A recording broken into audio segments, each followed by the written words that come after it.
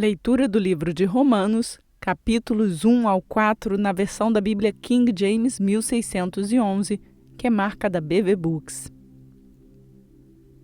Introdução. As cartas de Paulo às igrejas domiciliares de Roma têm sido preeminente entre os escritos do Novo Testamento por sua influência teológica e pastoral. Ela focaliza a doutrina da salvação, inclusive as implicações práticas para os cristãos de como viver a salvação que lhes foi dada por intermédio de Jesus Cristo. Romanos capítulo 1. Paulo, servo de Jesus Cristo, foi chamado para ser apóstolo separado para o Evangelho de Deus, que ele antes prometeu pelos seus profetas nas Santas Escrituras, acerca de seu Filho Jesus Cristo, nosso Senhor, que foi feito da semente de Davi, segundo a carne, e declarou ser o Filho de Deus com poder, segundo o Espírito de Santidade, pela ressurreição dos mortos, pelo qual nós recebemos a graça e o apostolado para a obediência da fé entre todas as nações pelo seu nome, entre os quais sois também vós os chamados por Jesus Cristo. A todos os que estão em Roma, amados de Deus, chamados para serem santos. Graça e paz a vós, de Deus nosso Pai e do Senhor Jesus Cristo. Primeiramente eu agradeço ao meu Deus por meio de Jesus Cristo, por todos vós, porque a vossa fé é anunciada em todo o mundo. Pois Deus, a quem sirvo em meu espírito, no Evangelho de seu Filho, é minha testemunha de como incessantemente faço menção de vós em minhas orações, rogando que de algum modo seja possível, agora por fim, ter uma próspera viagem para ir a vós na vontade de Deus. Porque desejo ver-vos para que eu possa transmitir a vós algum dom espiritual, a fim de que sejais fortalecidos, isto é, para que eu possa ser confortado juntamente convosco pela fé mútua, tanto a vossa quanto a minha. Ora, eu não quero que ignoreis, irmãos, que muitas vezes eu propus ir até vós, mas tenho sido impedido até agora para que eu também possa ter entre vós algum fruto, mesmo entre os demais gentios. Eu sou devedor tanto aos gregos como aos bárbaros, tanto aos sábios como aos ignorantes. Então, quanto está em mim, estou pronto para pregar o Evangelho também a vós que estáis em Roma.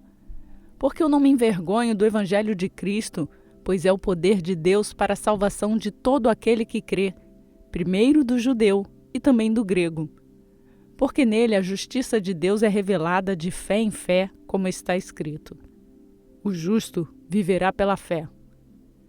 Porque a ira de Deus é revelada do céu contra toda impiedade e injustiça dos homens que detêm a verdade em injustiça. Porque aquilo que de Deus se pode conhecer é manifesto neles, pois Deus o manifestou a eles.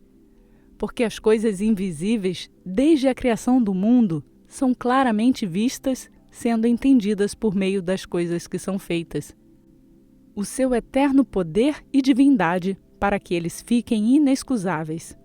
Porquanto, tendo conhecido a Deus, não o glorificaram como Deus, nem foram agradecidos, mas se tornaram vãos em suas imaginações, e o seu coração insensato se escureceu. Professando-se sábios, tornaram-se loucos, e mudaram a glória do Deus incorruptível por uma imagem feita à semelhança do homem corruptível, e de aves, e de quadrúpedes, e de répteis. Portanto, Deus também os entregou à imundície por meio das luxúrias de seus próprios corações, para desonrarem seus próprios corpos entre si, os quais mudaram a verdade de Deus em mentira e adoraram e serviram mais a criatura do que ao Criador, que é abençoado para sempre. Amém. Por essa causa, Deus os entregou às afeições vis, porque até as suas mulheres mudaram o uso natural para aquele que é contrário à natureza. E semelhantemente também os homens, deixando o uso natural da mulher, se inflamaram em sua luxúria um para com os outros, homens com homens, praticando o que é indecente e recebendo em si mesmos a recompensa adequada do seu erro. E como eles não se importaram em reter Deus em seu conhecimento, Deus os entregou a uma mente reprovada para fazerem estas coisas que não convêm, estando cheios de toda injustiça, fornicação, maldade, cobiça, malícia, cheios de inveja, assassinato, contenda, engano, malignidade, murmuradores, caluniadores, aborrecedores de Deus, perversos, orgulhosos, fanfarrões, inventores de coisas más, desobedientes aos pais, sem entendimento, infiéis nos pactos, sem afeição natural, implacáveis, sem piedade, os quais, conhecendo o julgamento de Deus, que os que cometem tais coisas são dignos de morte, não somente as fazem, mas têm prazer naqueles que as fazem.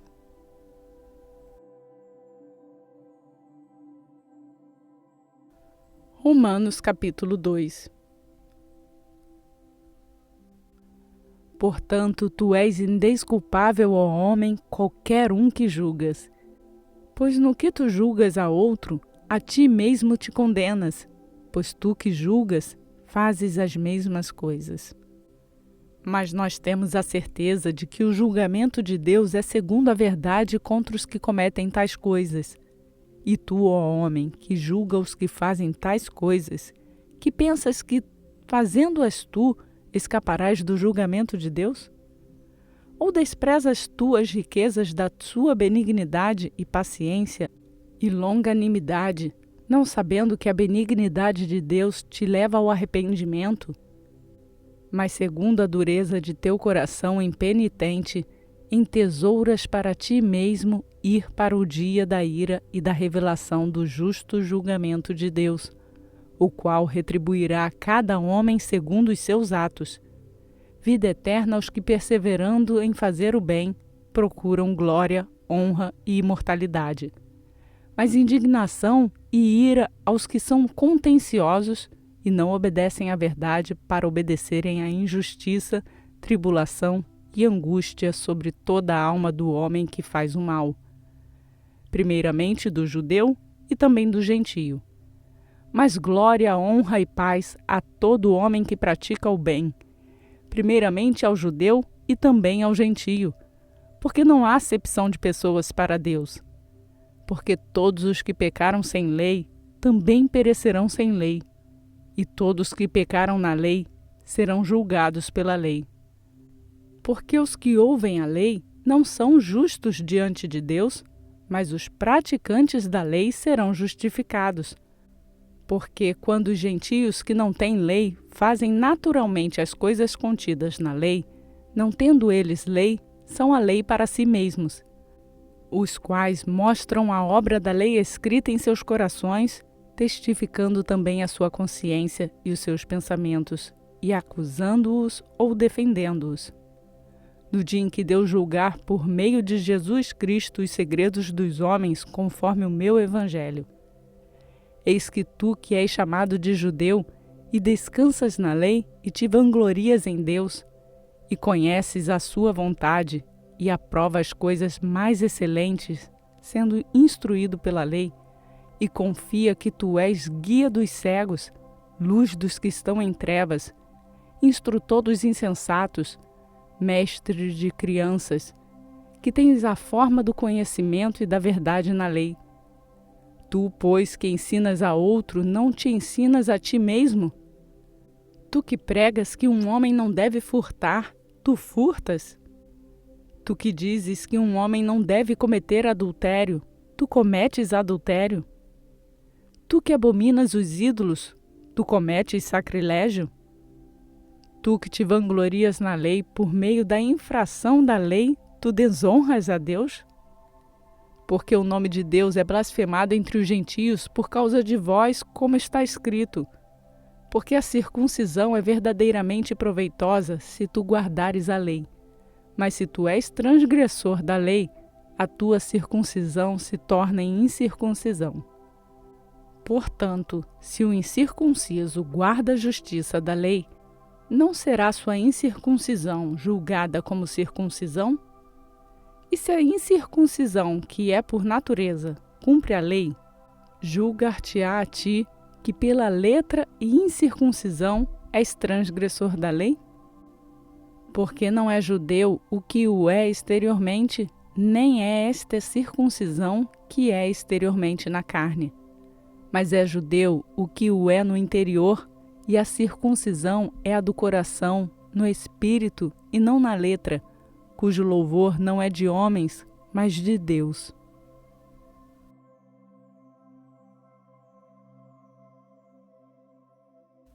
Romanos capítulo 3.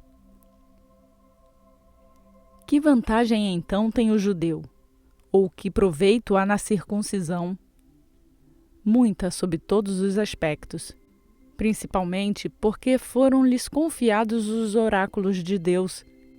E se alguns deles não creram? A sua incredulidade anulará a fidelidade de Deus? De forma alguma. Sim, que Deus seja verdadeiro e todo o homem mentiroso, como está escrito, para que sejas justificado em tuas palavras e venças quando fores julgado. Mas se a nossa injustiça ressalta a justiça de Deus, o que nós diremos? Seria Deus injusto por tomar a vingança? Eu falo como homem. De forma alguma, pois então como Deus julgará o mundo? Pois se a minha mentira fez abundar a verdade de Deus para a sua glória, por que sou eu ainda julgado também como um pecador? E por que dizemos, como somos caluniosamente reportados e como alguns afirmam que dizemos, façamos o mal para que venha o bem? A condenação dos tais é justa. Então o quê? Somos melhores do que eles? Não, de maneira nenhuma, pois nós já provamos antes que tanto judeus como gentios, todos eles estão debaixo do pecado, como está escrito. Não há nenhum justo, não, nenhum. Não há ninguém que entenda, não há ninguém que busque a Deus. Todos se desviaram do caminho e juntamente se tornaram inúteis. Não há quem faça o bem, não há nenhum. A sua garganta é um sepulcro aberto, como as suas línguas enganam. Veneno de áspides está debaixo de seus lábios, cuja boca está cheia de maldição e amargura. Os seus pés são velozes para derramar sangue. Em seus caminhos há destruição e miséria. E eles não conhecem o caminho da paz. Não há temor de Deus diante de seus olhos. Ora, nós sabemos que todas as coisas que diz a lei, ela o diz aos que estão debaixo da lei, para que toda boca se cale e todo mundo se torne culpado diante de Deus. Por isso, pelas obras da lei, nenhuma carne será justificada à sua vista, porque por meio da lei vem o conhecimento do pecado. Mas agora, a justiça de Deus se manifestou sem a lei, tendo o testemunho da lei e dos profetas. A justiça de Deus que é pela fé de Jesus Cristo para todos, e sobre todos os que creem, porque não há diferença, porque todos pecaram e estão privados da glória de Deus, sendo justificados livremente pela sua graça através da redenção que há em Cristo Jesus, a quem Deus estabeleceu para ser uma propiciação através da fé no seu sangue, para declarar a sua justiça pela remissão dos pecados que são passados na paciência de Deus, para declarar, eu digo, a sua justiça neste tempo, para que ele seja justo e justificador daquele que crê em Jesus. Onde está então a vanglória? É excluída. Por qual lei? Das obras? Não, mas pela lei da fé. Portanto, concluímos que o homem é justificado pela fé sem obras da lei. É ele Deus somente dos judeus? Não é ele também dos gentios? Sim, também dos gentios, visto que há um só Deus que justifica a circuncisão pela fé e a incircuncisão por meio da fé. Anulamos então a lei pela fé? De forma alguma. antes estabelecemos a lei.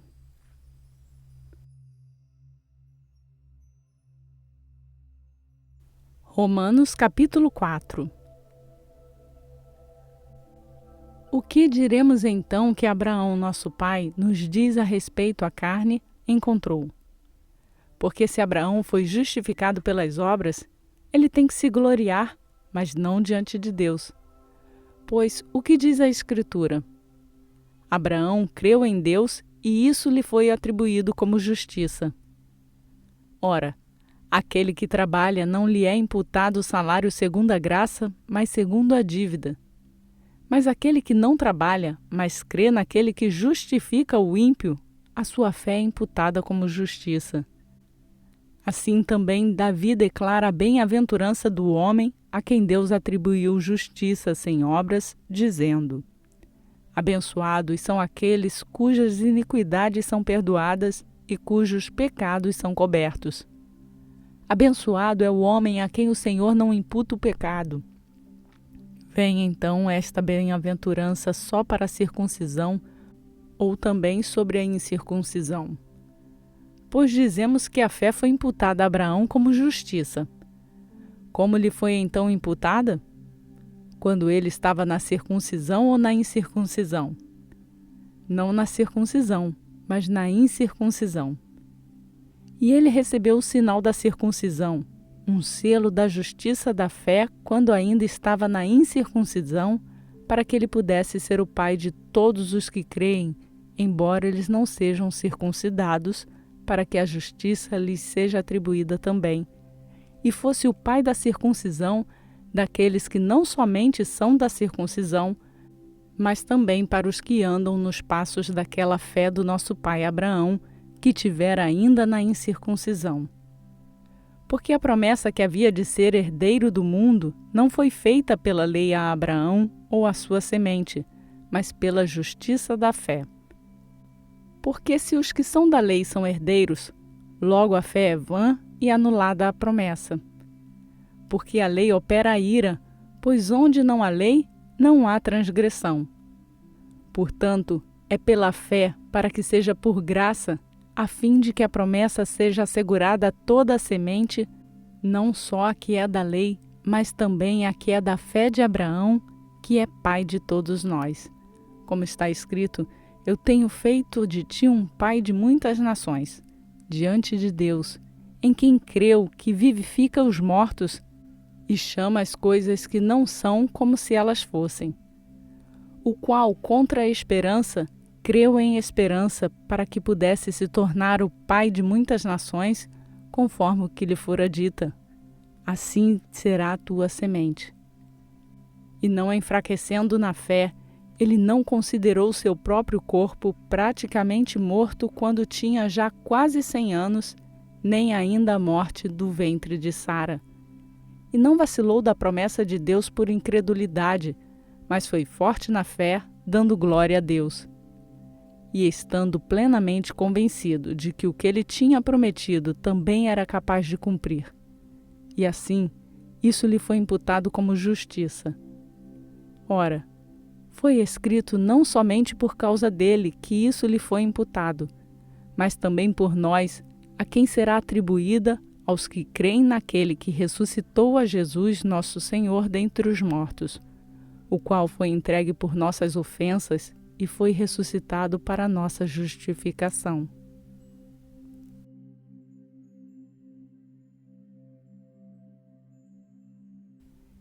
Firme na sua leitura bíblica? Aproveite para convidar outras pessoas a fazerem a leitura e conhecer a Palavra de Deus. Seguimos rumo à leitura completa da Bíblia em 1 ano e você pode fazer o download do plano de leitura bíblica que está no link na descrição desse vídeo e nos acompanhar nessa leitura. A todos eu peço para deixar o like no vídeo, que nos ajuda a divulgar esta palavra a outras pessoas, e se inscrever no canal e ativar o sininho para receber notificações e assim fazer a sua leitura bíblica diariamente conosco. Essa leitura é publicada diariamente às 4 horas da manhã. Vamos juntos! Que a graça e a paz do nosso Senhor Jesus Cristo seja conosco hoje, e para sempre. Amém.